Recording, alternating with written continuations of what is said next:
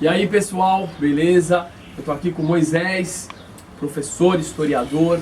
Moisés vai falar pra gente um pouquinho sobre história judaica do Brasil e por que essa história judaica do Brasil ela é tão desconhecida e oculta. É simples ignorância mesmo? Bom, a história judaica do Brasil ela oculta primeiro pela sua própria história. O que é a história do Brasil? A história do Brasil foi uma encomenda que foi feita no século XIX por uma necessidade de uma nação que estava nascendo. Então foi se encomendado uma história para o Brasil. Não foi nem a história do Brasil, foi uma história para o Brasil. E eu costumo dizer que a história do Brasil ela se assemelha muito à história do confeiteiro e do bolo.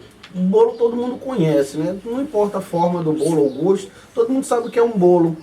Mas vamos supor que o bolo é o Brasil, os confeiteiros são os patriarcas da história do Brasil, e em um determinado momento alguém sentiu a necessidade de que deveria se difundir, divulgar qual era a receita desse bolo. Todo mundo come o bolo, mas ninguém sabe fazer, ninguém conhece como ele é feito. Então os confeiteiros se reuniram e resolveram dizer que a receita do bolo era simplesmente uma massa, que não se sabe de que era, uma massa com um pouco de óleo e leite. Leite e fermento. Então isso aí era o bolo.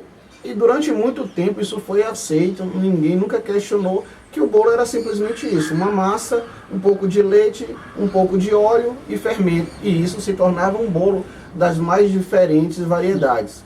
Isso foi por muito tempo. Então, em um determinado momento alguém questiona isso e obriga, por uma lei, que se mostrasse novos elementos desse bolo. E aí vão se mostrar os novos elementos, como o ovo e a farinha de trigo. Mas aí, nessa nova lei recente que surgiu, que obriga a apresentar esses novos elementos, entra a questão, mulher, e o açúcar?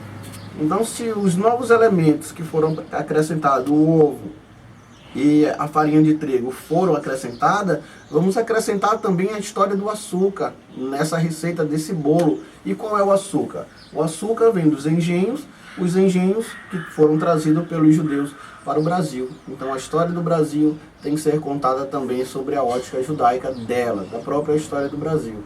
Então como é que essa história foi construída?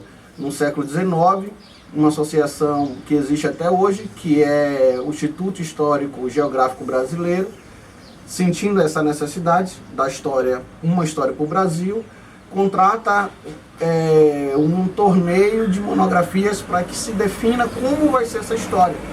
E de uma forma resumida, amor, a história do Brasil ficou definida da seguinte forma: ela tinha que ser escrita sobre uma ótica portuguesa, cristã, católica, e que mostrasse também um pouco dos brasileiros natos, indígenas, e um pouco sobre os negros que vieram para o Brasil.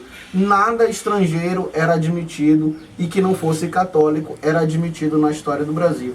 E essa história, difundida por Van Hagen, por Rocha Pombo, por Frank Berg, por Gustavo Barroso, essa história do Brasil, dessa receita de bolo incompleto, está sendo difundida até hoje no nosso Brasil.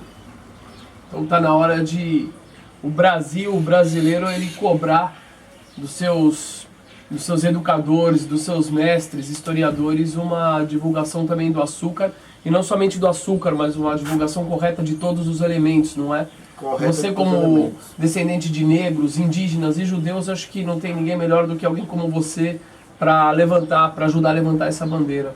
Com certeza, estamos aqui justamente com essa intenção de tornar pública uma história que foi omitida durante muito tempo e que ela precisa mais do que nunca ser resgatada, não pela necessidade dessas pessoas, simplesmente pela necessidade delas de saberem que existe essa história ou que são descendentes ou não de judeus, mas ela tem um direito de saber de onde ela veio, se ela é descendente de judeu e de índio, que ela escolha o que é que ela quer, qual a sua parte de herança que ela quer abraçar. Mas ela tem esse direito de conhecer a sua história e escolher qual a sua herança.